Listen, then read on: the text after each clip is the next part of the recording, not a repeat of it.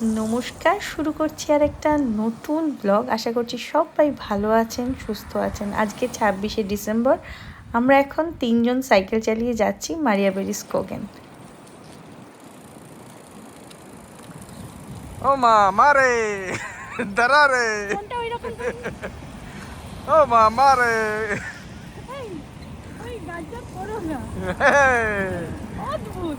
তাকিয়ে দেখো আমি এসে গেছি এই পাশে। দারুণ রোদ উঠেছে, ধিতাঙেরও ছুটি, তাই আমরা ঘুরতে বেরিয়ে পড়েছি। সাবধানে ধিতাং, ভীষণ স্লিপারি হয়ে রয়েছে এই জায়গাটা, পাথরগুলো।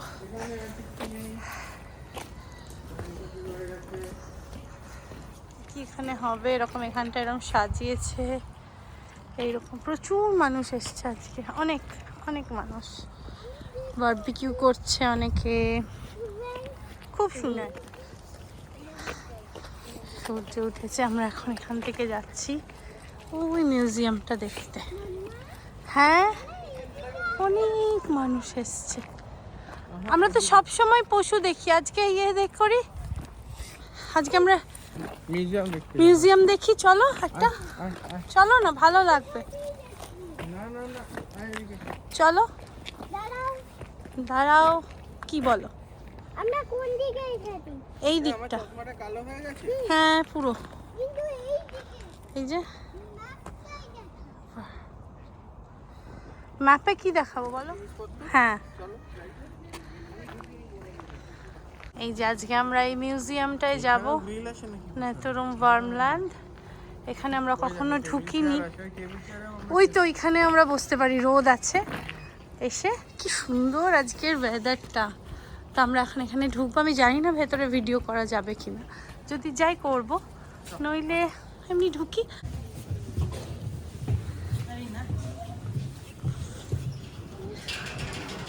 আমরা এখানে দেখতে এসেছি, কি অপূর্ব লাগছে। আমরা কিরকম উঠে আসলাম এতটা।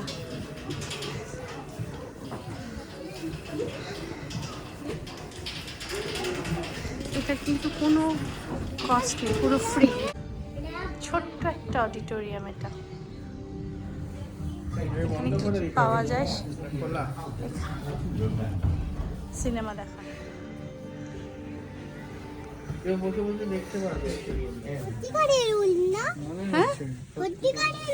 হ্যাঁ, এই যে উল্ফটা, ট্রিক ন্যাপেন লেখা আছে। তুমি ট্রিক করো, ট্রিক দাও, ট্রিক করো। কি করব?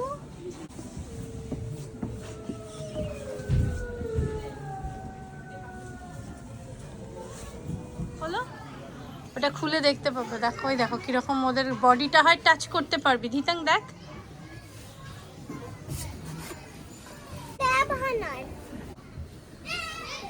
আর এগুলো হচ্ছে পায়ের ছাপ, কিরকম কিরকম হয়।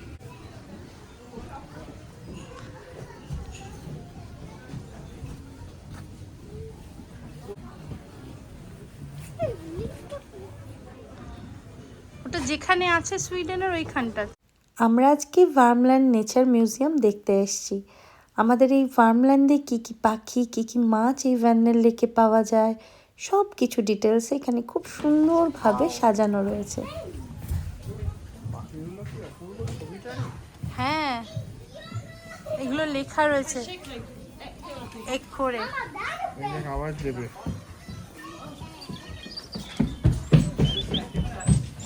কোন পাখির কিরকম আওয়াজ সেটা সমস্ত। আর উল্ফ নেই, তখন তো বার্ড।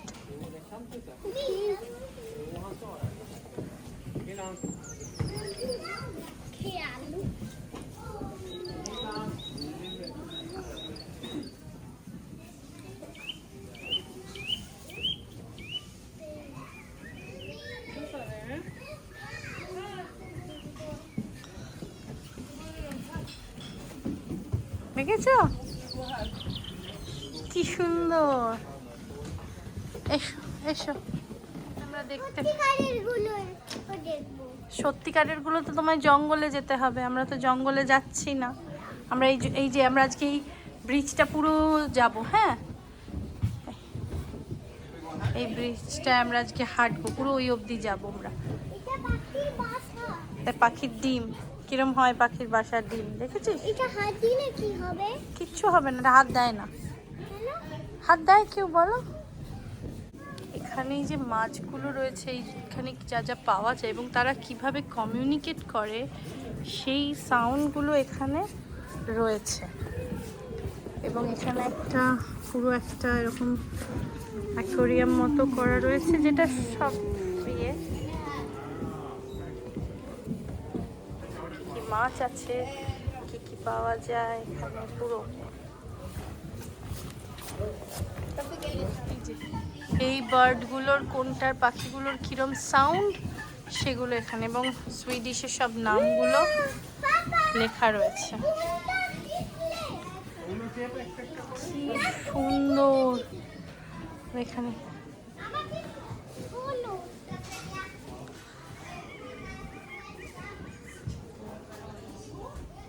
ভার্মল্যান্ডের কোন জায়গাটার কি নাম এবং কি তার ডিটেলস এখানে লেখা রয়েছে।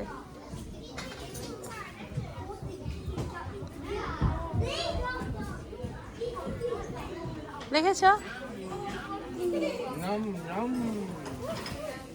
এই ওখানে দেখছো নাম নাম করছে এই মাছটা।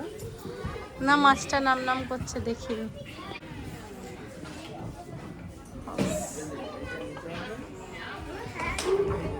কিরকম ওর স্কেলিটনটা কিরকম হয় দেওয়া রয়েছে।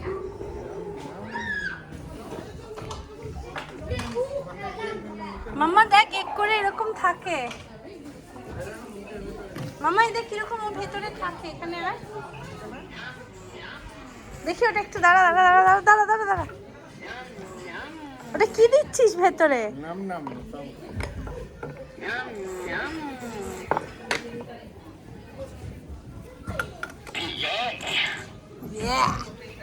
কোন মাছটা টেস্টি আর কোন মাছটা ভালো, কোন মাছ কোন জিনিসটা খারাপ ও বলে দেবে। নাম নাম মানে ভালো, খাবার সেটা খাবার নয়। কোনটা ভালো?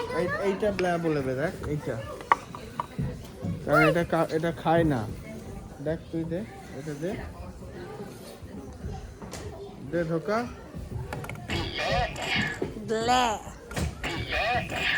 উল্টো, আচ্ছা উল্টো করতো উল্টো। এই ভ্যানেল লেকের গুরুত্বপূর্ণ বন্ধু তিনটে মাছের গল্প এখানে লেখা রয়েছে, এবং কি খায়, কি খেলে ব্ল্যা বলে, মানে এরকম একটা সাউন্ড করে। মানে নাম নাম মানে হচ্ছে টেস্টি, আর ব্ল্যা মানে ভালো নয়। এটা থিথাং হওয়ার পর থেকে ও যখন মানে ফোর্সকোলায় গেল, এবং ও হওয়ার পর থেকেই অনেক কিছু জিনিস আমরা ওর সাথে সাথে শিখেছি।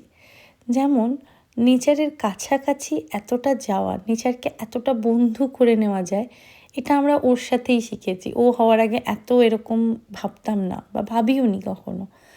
এখন প্রত্যেকটা সিজন যখন আসে তার যে আলাদা একটা ফ্লেভার, প্রত্যেকটা ফুল পাখি সব কিছু আলাদা হয়।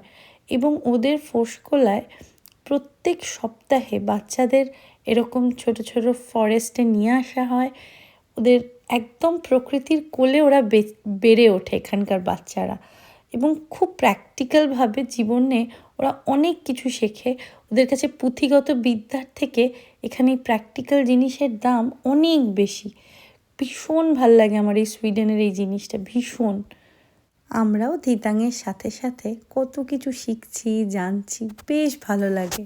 নেচার মিউজিয়াম এটা একটা ভার্মল্যান্ডের। তো এই নেচার মিউজিয়াম দেখে আমরা ভাবছি এইখানে আমরা একটু ছোট্ট ফিকা করব, বিকজ আমরা ভাত খেয়ে এসেছি। আর এখন এখানটা আমরা হাঁটতে যাচ্ছি, এখানটা হাঁটবো। একটা আইসি হয়ে রয়েছে, আর এরকম একটা ব্রিজ করা যায় সাঁকো টাইপের। আমরা আর যেতে পারিনি কারণ এত স্লিপারি, আর আমার জুতোটাও ঠিক গ্রিপ করা নেই, যে আমি যদি পড়ে যাই সেই ভয়ে আর কোথাও মানে যেতে পারিনি। আমরা চলে এসেছি ফিরে। এটা পাথর না বাবা, এগুলো আইস। চলো চলো, ফেলে দাও ফেলে দাও মা, ফেলে দাও।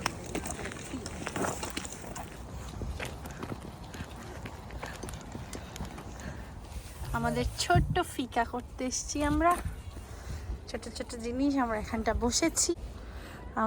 বসেছি, এবার আমরা খাবো। জায়গাটা ওটা ভিজেই।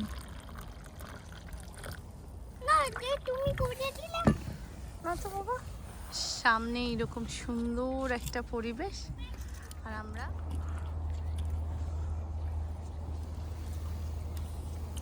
নিজে ইয়োগার্ট খুলে নিয়েছে, ইয়োগার্ট খাবে।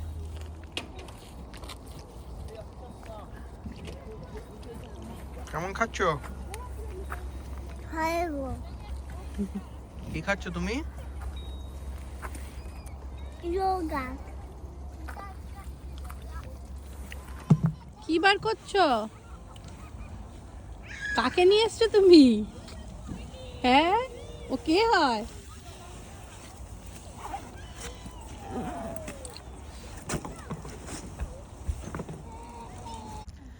শুভম আর দিদাং ওখানে গেছে, ওখানটা পুরো আইস হয়ে গেছে। আমি এখানটা বসে আছি জিনিসগুলো নিয়ে, আর ওখানে দুজনে। আচ্ছা, ওটাই আনন্দ। পুরো আইস হয়ে গেছে এই জায়গাটা। দেখি যাবো এখন আমরা, অনেক আছে ওখানে।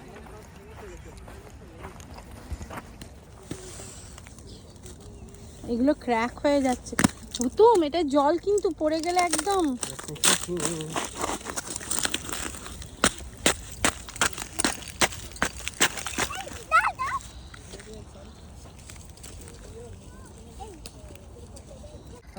আর নয়, চলো না, না না পুরো পা ভিজে গেছে। চলো বাড়ি চলো দিতাং। হ্যাঁ হ্যাঁ, আর বাবা কিরকম তুলেছে দেখ। ও পারবে না গো। যা, চলে এসো, চলে এসো। মামা আমার পা ভেজেনি হ্যাঁ ভিজেছে, আমি দেখলাম তো, পুরো ডুবে গেল পাটা। একা যাই না বাবা, না যাবো না, চলে এসো। পিকনিক করা হয়ে গেল হ্যাঁ, দিদাং বলছে পিকনিক করা হয়ে গেল, এবার আমরা বাড়ি ফিরে যাব। সূর্য ডুবে যাবে। দিনটারও কিন্তু প্রত্যেকে বেরিয়েছে বাইরে, কেউ ঘরে বসে নেই। মানে এখানে এরকমই সবাই বেরোয়, ফ্রেশ এয়ারটা খুব জরুরি আমাদের জন্য। পিকনিক হয়ে গেল, আমরা যে এরকম একটা ছোট্ট ফিকা করলাম, আয় সুতরাং এবার আমরা বাড়ি যাচ্ছি। যদি আমাদের এই ভিডিওটা ভালো লেগে থাকে, please like, comment, share, subscribe করে দিতে পারেন। আমাদের সঙ্গে থাকুন, পাশে থাকুন। আসবো খুব শিগগিরই আরেকটা নতুন ব্লগ নিয়ে। ভিডিও করতে